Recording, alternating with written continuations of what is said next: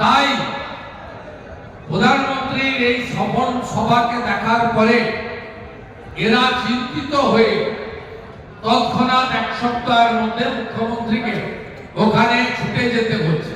কোথায় যাচ্ছেন?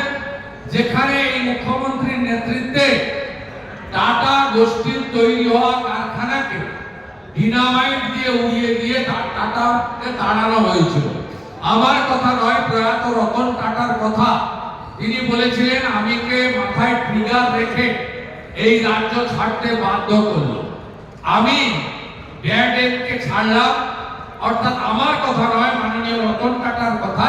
ব্যাডেনের নাম হচ্ছে তৎকালীন বিরোধী দলনেত্রী মমতা বন্দ্যোপাধ্যায়, এবং আমি গুড এম এর কাছে যাচ্ছি। অর্থাৎ তৎকালীন গুড এম ছিলেন গুজরাটের মুখ্যমন্ত্রী, তৎকালীন সম্মানীয় বর্তমান প্রধানমন্ত্রী নরেন্দ্র মোদীজি। একটা ঢপবাজি মারা হয়েছে ঘাটাল মাস্টার প্ল্যানের শিলান্যাস।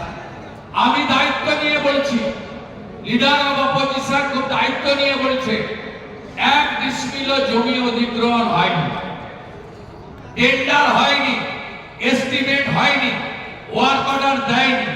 শুধুমাত্র ভোটের জন্য আজকে এখানে শিলান্যাস হচ্ছে, আর দেববাবু ওখানে গিয়ে তু খিচ মেরি ফটো করছে। ভোট 19-এর ভোট, 24-এর ভোট, 9-এর ভোট, বারে বারে এই ঘাটাল মাস্টার প্ল্যানের স্বপ্ন নিয়ে দিয়েছেন। বিজেপিকে আনবেন, প্রধানমন্ত্রীর ইরিগেশন স্কিমে আমরা 50 টাকা কেন্দ্র, 50 টাকা রাজ্য দিয়ে বিজেপি সরকার তৈরি। 1 বছরের মধ্যে ঘাটাল মাস্টার প্ল্যান কার্যকর রূপায়ণ করার দায়িত্ব ভারতীয় জনতা পার্টি। আজকের এই শিলান্যাস, তার ওয়ার্ক অর্ডার নেই, টেন্ডার নেই, বাজেটারি অ্যালোকেশন নেই, এস্টিমেট নেই, জমি অধিগ্রহণ নেই, এপ্রিলের আগে কাজ হবে না, শুধু মিথ্যাচার এবং নির্বাচনী গিমিকের জন্য এই শিলান্যাস করছেন।